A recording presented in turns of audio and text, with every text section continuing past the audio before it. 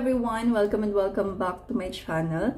And of course, meron ulit tayong question na sasagutin ngayon sa video na to. So this question is coming from Kim. Hello Kim, salamat sa comment mo. Ito yung sabi niya, "Hi ma'am, question lang po. Bilang isa ka rin na inisponsoran ang trip, hindi po ba nagdalawang isip na magbigay ng bank statement yung partner mo sa'yo that time? Like, syempre po, confidential po yun, di ba? Di niya po ba inisip na baka manakawan siya, ganon, etc. Kasi po yung sponsor ko, ayaw nang ituloy yung travel ko. Kasi nga po, dahil po dun sa bank statement na need as a requirements. Any thoughts po about sa bank statement para mapanatag po yung si sponsor?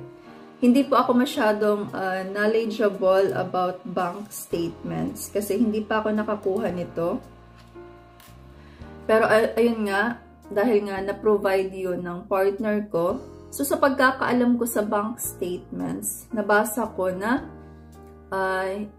hindi naman siya possible na ma-open natin yung bank account niya kapag nakita natin yung mga personal information niya. Like for example, yung pangalan niya and then yung bank account number, ganon. As long as hindi natin alam yung mga code, like for example, yung mga PIN code, yung CVV, yung mga ganon, yung PIN code ng bank account niya, so, or password, ganon, kung wala naman tayong information about it, so hindi naman yun makikita sa bank statements.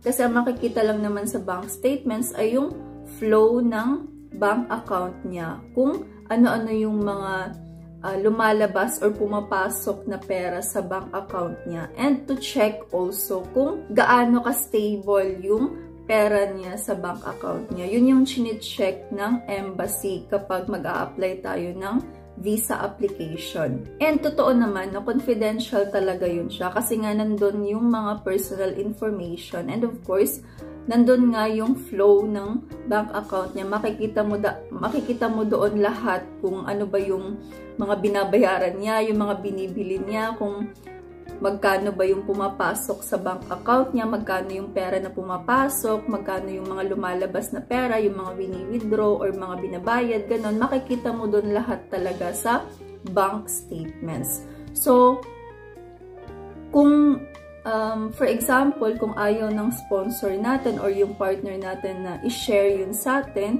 so wala po talaga tayong magagawa. And hindi natin kailangan awayin yung mga partner natin or yung sponsor natin kapag hindi nila binigay yung bank statements nila. Kasi, ayun nga, privacy din and confidential din talaga yun.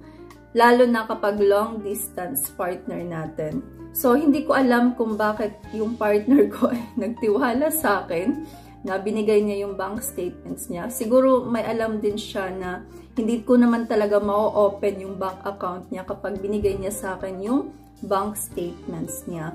And siguro hindi rin siya natakot dahil wala naman akong mananakaw sa bank account niya. Kaya hindi naging problema. Pero ayun nga, iba-iba kasi. So, respetuhin na lang natin kung ayaw talaga nilang ibigay yung bank statements. So now, i-share ko na lang din kung ano ba yung mga other option na gagawin kapag hindi tayo makapag-provide ng bank statements. Sa German Embassy, if ever man na mag-a-apply kayo ng visa application sa German Embassy, and then sponsored yung travel nyo, and for example, hindi makapagbigay ng bank statements yung sponsor natin, so pwede po tayong mag-provide ng affidavit of support and guarantee. And of course, yung formal obligation, which is yung formal obligation na kung saan makukuha nila dito sa Ausländerbehörde dito sa Germany, na sobrang hindi rin ganun kasimple makuha yung formal obligation. So, kaya naman may other option kung saan yun na yung affidavit of support and guarantees. And syempre, dapat authenticated po yung affidavit of support and guarantee dito sa Philippine Embassy or Consulate sa Frankfurt or sa Berlin. And now, kung sa ibang bansa naman yung sponsor nyo, hindi dito sa Germany, and then mag-a-apply kayo ng visa, so kailangan nyo pong magtanong mismo sa embassy directly kung pwede ba yung affidavit of support and guarantee na i-provide kapag walang bank statements yung sponsor natin. So, mas okay na doon tayo directly sa embassy magtanong about it, kung ano ba yung mga other option na documents na pwedeng isubmit kapag walang bank statements. Kasi, iba-iba din kasi talaga yung mga country or yung mga embassy, hindi talaga ata lahat natatanggap ng affidavit of support. Hindi ko lang alam. Basta yung German embassy, sure na sure talaga ako na i-accept nila yung affidavit of support and guarantee na authenticated. Kasi meron din akong kakilala dati na hindi rin nakapag-provide ng bank statements yung partner niya. Kaya naman ang ginawa niya, kumuha na lang sila ng affidavit of support dito sa Germany, pina-authenticate nila. And then yun yung sinubmit niya sa German Embassy sa Manila. So, ayun Kim, sana ay nasagot ko yung question mo.